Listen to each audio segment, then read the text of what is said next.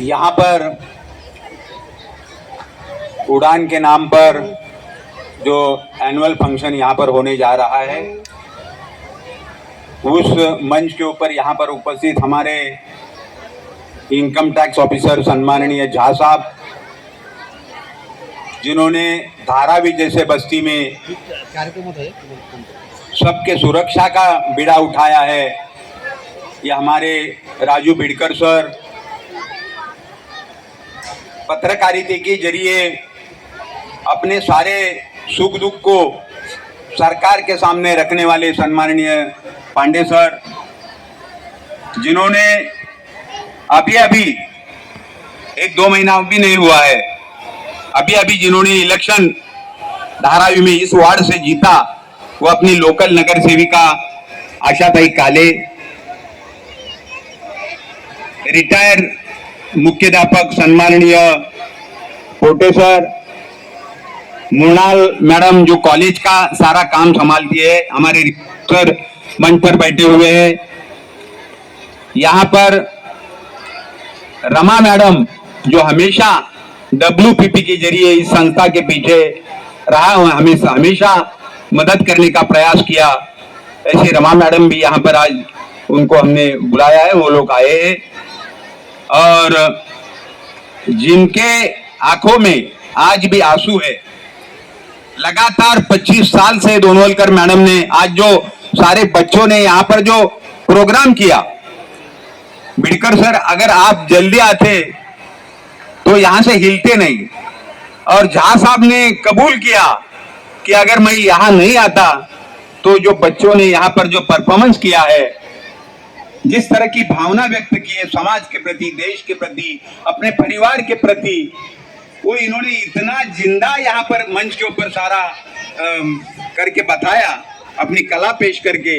ये सारे टीचर को मैं धन्यवाद तो देता ही हूँ, लेकिन दोनवलकर मैडम का इसके पीछे बहुत बड़ा कष्ट है, बहुत बड़ा उनका शिकवा है। लगातार 25 साल से दोनवलकर मैडम हमारे साथ में आती, अपने घर का दुख दर्द भूलकर उन्होंने उसको स्कूल को प्राधान्य दिया। और आज यहाँ पर आज का दिन, आज 31 जो मार्च जनवरी, वो आज रिटायर हो रही है। इसके लिए हमें, हमारे दिल में उनका सहवास भविष्य में हमें नहीं मिलेगा।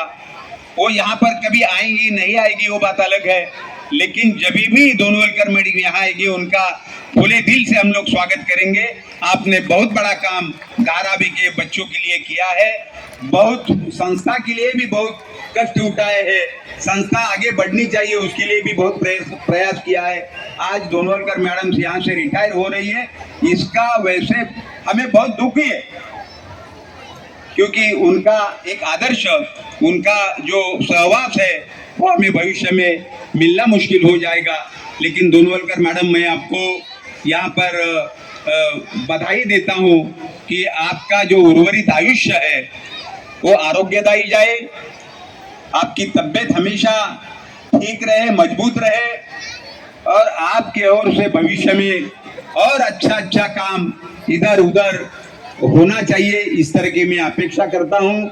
आपके उर्वरित आयुष्य के लिए, तुमच्या उर्वरित आयुष्यासाठी मी अत्यंत मनापासून तुम्हाला हार्दिक शुभेच्छा देतो। तुम्ही केलेलं योगदान आम्ही विसरू शकत नाही, तुम्ही संस्थेसाठी घेतलेलं कार्य कष्ट आम्ही विसरू शकत नाही।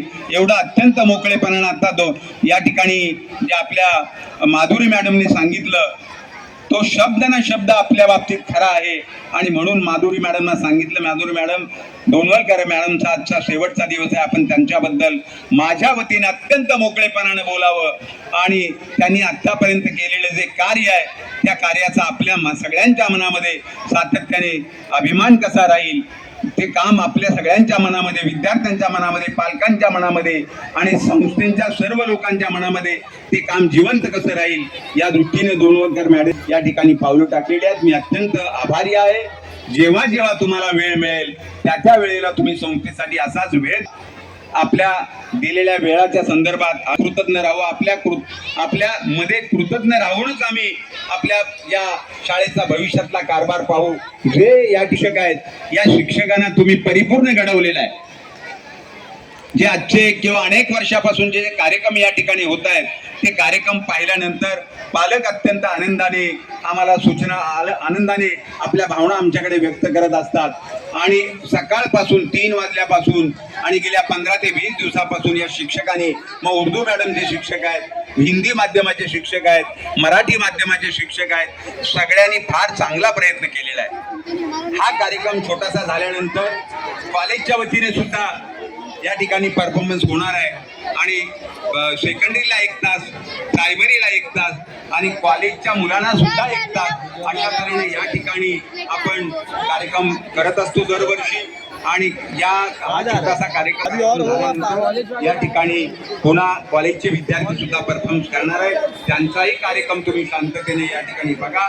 सगळ्यांचे मी अत्यंत मनापासून आभार मानतो आणि मॅडमना मी विनंती करतो, आमच्याकडून काही चुकलं असेल तर सांभाळून घ्या आणि भविष्यामध्ये सुद्धा आम्हाला मार्गदर्शन करण्यासाठी तुम्ही वेळ काढा, इकडे या आणि छोट्या मोठ्या गोष्टीत ही संस्था तुमची आहे, तुम्ही या संस्थेच्या भल्याबुऱ्या कामासाठी मदत करा एवढं या ठिकाणी बोलतो.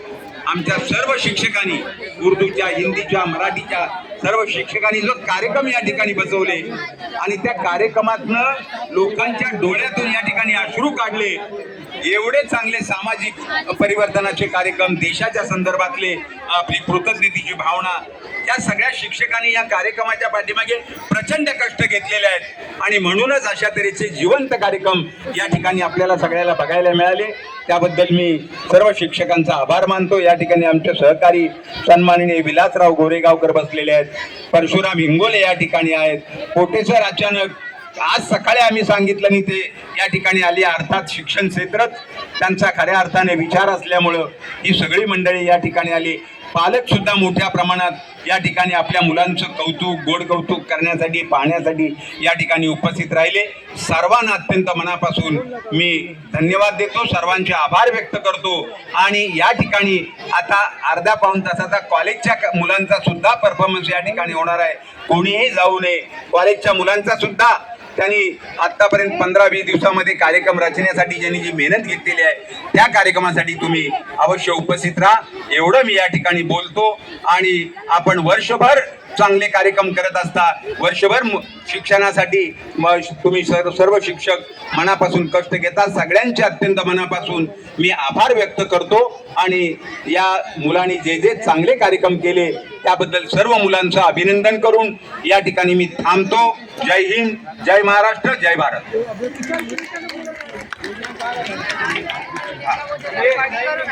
या ठिकाणी आपल्या सगळ्यांच्या वतीनं दोनवलकर मॅडमचा आपण सत्कार करतोय.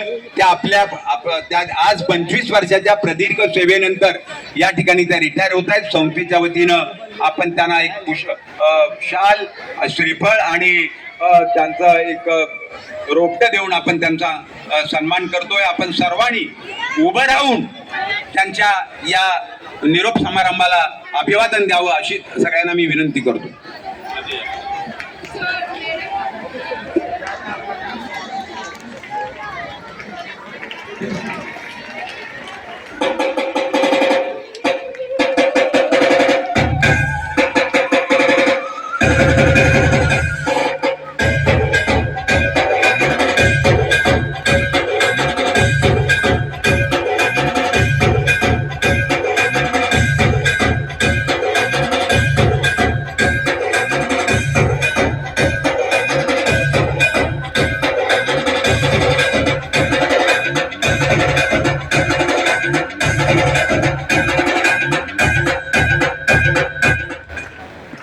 या फुलांच्या गंधकोशी प्रेम आहे ओथंबले, या फुलांच्या गंधकोशी प्रेम आहे ओथंबले.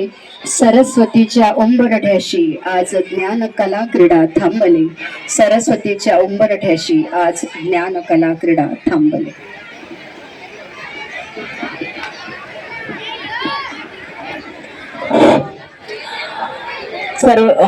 सर्वात प्रथम मी क्षमा मागते, कारण अध्यक्षाच्या नंतर बोलणं योग्य नाही. आदरणीय अध्यक्ष, महात्मा फुले शिक्षण संस्था आणि माझे मोठे भाऊ बाबूराव माने सर, त्याचप्रमाणे माझ्या पाठीशी पाठ म्हणजे कायम साथ देणारे दिलीप शिंदे सर असतील, जे माझ्यासाठी एक बंधू म्हणून, कारण 20 मे 2001 मध्ये जेव्हा मी प्रवेश केला आणि त्या काळी मला मराठी येत नव्हतं आणि त्या मराठी चांगलं यावं ह्यासाठी प्रयत्न करणारे हे संस्था चालक जरी असले तरी बंधू सारखे माझ्या पाठीशी खंबीरपणे उभे राहिले दोघं जण, म्हणून कदाचित मी ती उडाण घेऊ शकली, नाहीतर ते कधीच शक्य झालं नसतं.